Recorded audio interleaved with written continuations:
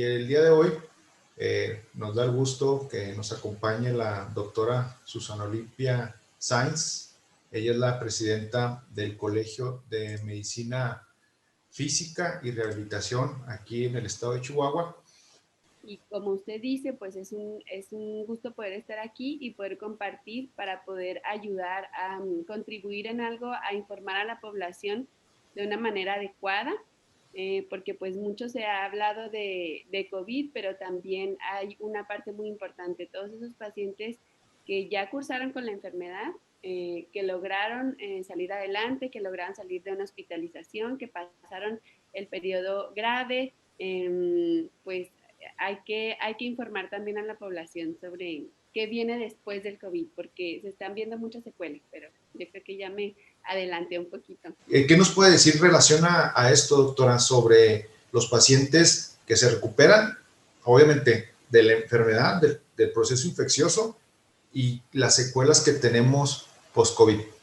Ok, ahorita se habla en la literatura que es muy pronto para conocer realmente todas las secuelas. Incluso se ha hablado que hay síntomas que persisten y que pudieran ser no secuelas. Es un poco confuso, pero es como si no hubiera pasado completamente el periodo de enfermedad y hay ciertas síntomas o ciertas manifestaciones de la enfermedad que pueden durar por más tiempo.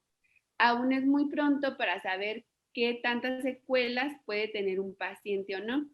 Aquí es muy importante recalcar, doctor, que hay pacientes que incluso no requirieron una hospitalización, que no tuvieron un requerimiento de oxígeno en casa, porque ya sabemos que hay pacientes que se pueden quedar en casa, pero con ciertas medidas, ¿no? Oxígeno, entonces se habla de que hay una manifestación moderada de la enfermedad.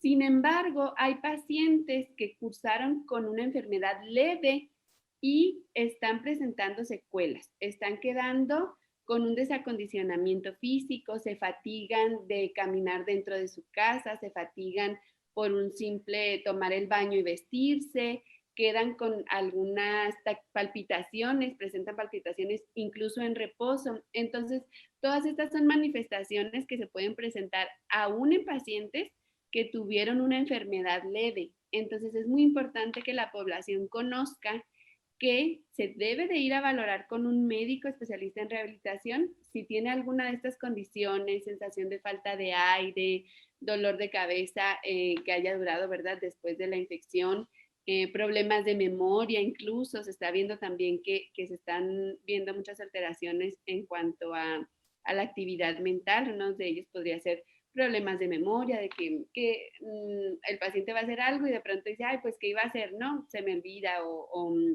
cositas así, pequeños detalles que sí nos hablan de que se debe de realizar una valoración adecuada, sobre todo, pues, porque después de la valoración viene la intervención adecuada para que el paciente pueda realizar a su nivel de actividad física, y sus actividades, ya sea tanto, si es una ama de casa, pues que se puede encargar de sus actividades normales de ama de casa. Si es una persona que sale a trabajar, pues que se pueda reintegrar de manera adecuada a sus actividades laborales. Este es el objetivo de la rehabilitación en general.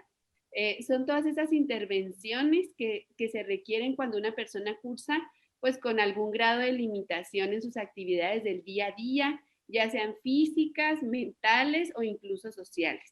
Y esto pues puede ser por cualquier enfermedad, ¿verdad? O ya sea por el proceso de envejecimiento o en este caso hablando de COVID.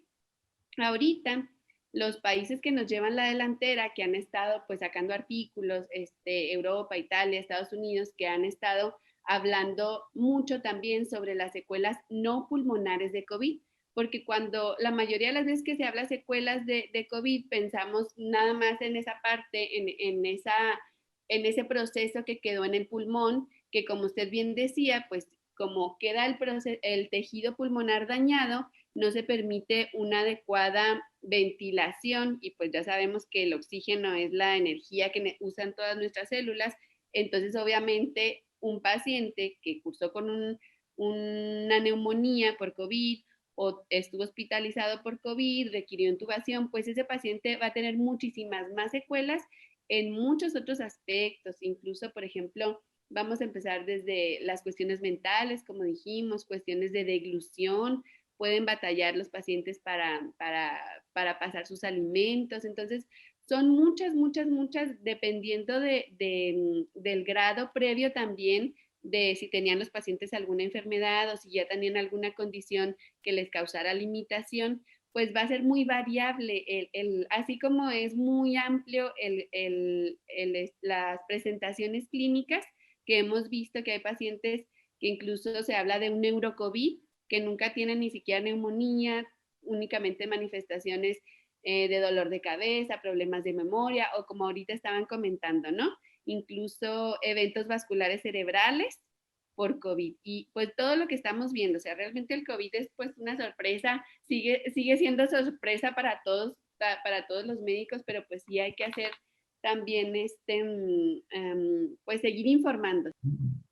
La consulta, a mí me tocó estar en área hospitalaria y obviamente después de que los dimos de alta, veíamos que eran de 15 días más, un mes, hasta 3 meses o 4 meses, y no le das el seguimiento al paciente porque lamentablemente muchos piensan que son los 14 días y ya quedé libre, pero cuando ves tú radiológicamente por imagenología, por clínica, lo que afecta a los pacientes por COVID, ya sea leve o muy severo después, porque puedes tener una recaída por una neumonía bacteriana que puede ser fatal.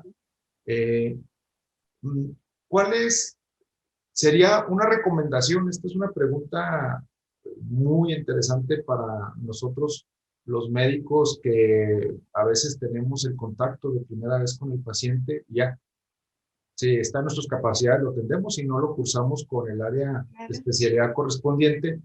Pero hay tantos casos que me gustaría comentarle, doctora. ¿Qué sucedería o qué sería factible, sí o no, que cuando tengamos a un paciente diagnosticado, que esté en casa, que no esté hospitalizado, pero que esté en casa por condiciones que no quieran ir al hospital, que no hay lugar, que se pueda tratar en su propio domicilio? ¿Es factible que tenga una consulta por medicina física y rehabilitación, viendo ustedes ya también el escenario de laboratorios, de gabinete, las interpretaciones, algún ejercicio de pruebas de esfuerzo que le puedan hacer al paciente? No sé si se lo hacen al final o ahí, porque puede haber saturación de oxígeno, temperatura, anímicamente cómo está. Todo eso, ¿podrían ustedes ser interconsultantes en ese inter, doctor? Sí, qué bueno que lo pregunta. O sea, sí deberíamos de ser una parte fundamental ahorita en el tratamiento de estos pacientes. Y sí hay muchas escalas funcionales que se realizan en la valoración de un paciente post-COVID. Se realizan diferentes escalas para valorar la reacción del cuerpo al ejercicio de una forma submáxima. Lo hacemos de manera en el consultorio, midiendo obviamente los parámetros, los signos vitales. Se toma al paciente la presión, la presión arterial, la frecuencia cardíaca, la frecuencia respiratoria.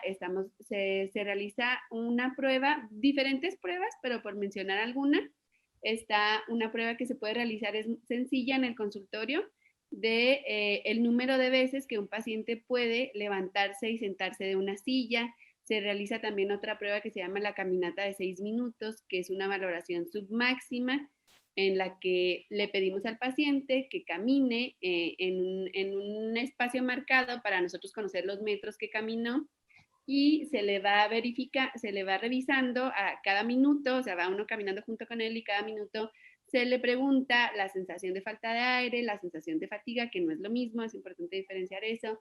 Se va midiendo con un oxímetro, se va verificando la frecuencia cardíaca, la saturación de oxígeno, y sobre todo también se valora de manera subjetiva con la escala de Borg qué tan cansado, si el paciente puede seguir, y es a un ritmo que él pueda mantener un paso lo más rápido para él, pero también dentro de las medidas de seguridad. existen, muchas veces pensamos que el ejercicio pues es verdad poner a caminar al paciente y ya, pero incluso debemos de tomar en cuenta en qué terreno mandamos a hacer algún ejercicio al paciente. Si lo mandamos a caminar, no es lo mismo que un paciente vaya a caminar en el terreno plano que en pendientes, incluso aunque sean muy leves, pues a nuestro cuerpo requiere muchísimo más oxígeno, más gasto de energía el poder caminar sobre una pendiente. Entonces es bien importante aquí en Chihuahua que no tenemos pendientes, ¿verdad? En todas las colonias están llenas de subidas, bajaditas por todos lados. Entonces es bien importante conocer el grado de tolerancia que tienen los pacientes al ejercicio para poderles poner un estímulo adecuado, poder progresar esa carga y que realmente sea dentro de los niveles de seguridad para un paciente, pero lo suficiente como para que vaya mejorando su tolerancia al ejercicio. Entonces, sí son muchas las valoraciones o son varias las valoraciones funcionales que hacemos. También pues la condición, como hablaba ahorita, ¿no? La condición previa no es lo mismo que una persona de 70 años que a lo mejor tenía problemas en sus rodillas, que diferentes tipos de actividad le podemos poner a cada paciente, dependiendo también de sus características previas a esta enfermedad. Hay pacientes, hemos estado viendo que incluso pacientes jóvenes deportistas quedan con ciertas, y haber cursado otra vez me voy a los pacientes que tuvieron leve y nos quedan con problemas. Entonces ya el médico en rehabilitación pues debe de valorar qué condiciones pueden, por ejemplo, requerir de otros especialistas, como mandar a cardiólogo, en dado caso a lo que encontremos dentro de las valoraciones funcionales, o mandar también con el neurólogo cuando encontramos, hacemos también valoraciones mentales, o sea, leves, ¿verdad? Con escalas fáciles y ya ahí nos podemos dar cuenta también de esas secuelas neurológicas que puede cursar con un paciente. Entonces podemos apoyarnos también de otros profesionales para el tratamiento integral de un paciente. En rehabilitación siempre tratamos de hacer un tratamiento integral. No soy solo yo como médico en rehabilitación, sino yo me voy a apoyar de un equipo de fisioterapeutas con el que el paciente puede incluso requerir de hacer terapias ahí en supervisión constante en el centro de rehabilitación. Se pueden realizar programas de casa también, ¿verdad? Dándole las medidas de vigilancia al paciente o al familiar, explicándoles hasta qué punto pueden ellos sentir la falta de aire o hasta qué punto pueden ellos sentir la sensación de fatiga y en qué momento parar el ejercicio. Entonces sí es muy importante que se haga, retomando otra vez, ¿no? Contestando la pregunta primera, pues sí es muy importante que el médico en rehabilitación sea una parte fundamental en el tratamiento de estos pacientes. Incluso pues en otros países se da parte de los procesos de rehabilitación desde que el paciente está internado, no ya cuando sale, porque pues igual yo me gustaría, no sé, si la doctora Rufino les pudiera hablar un poquito más de cuestiones de rehabilitación pulmonar como tal, que ella realiza con los pacientes hospitalizados y esto les ayuda mucho en cualquier patología donde hay afectación pulmonar. Muchas intervenciones tempranas se puede ver que el paciente tiene menos progresión, les ayuda a salir más pronto de la enfermedad. También en momentos agudos de la enfermedad, no solo ya cuando el paciente se le dio de alta. Entonces también hay intervenciones en rehabilitación, como usted bien lo dijo, como interconsultantes, incluso dentro del hospital, en el momento que el paciente está hospitalizado. Muy interesante, doctor. La verdad es que a uno hasta como profesional de la salud lo desconoce. Yo ahorita la terapia pulmonar, las acciones que tienen que realizar para mejorar la condición del paciente, inclusive los conocía si podía ser en el momento que es diagnosticado para ayudarle y que tenga una mejor recuperación. Sabemos de antemano que nada está escrito para uno si se llega a enfermar, pero bueno, nos basamos a las estadísticas, nos basamos a la experiencia y la doctora Rufino, bien, valdría que estuviera en una entrevista en esta misma semana, la siguiente, los tiempos que nos defina la licenciada Lugo, porque es importante, hay muchos pacientes que quedan con secuelas, debilidad, pero la debilidad dicen, es que me quedé débil de las piernas o debilidad, pero muchas veces es desde la capacidad de los ejercicios o actividades o el diagnóstico sin forzar a que vayan a tener vaya, a lesionarse o a tener una recaída, pero por otro tipo de acciones, si no es visto por un profesional como ustedes.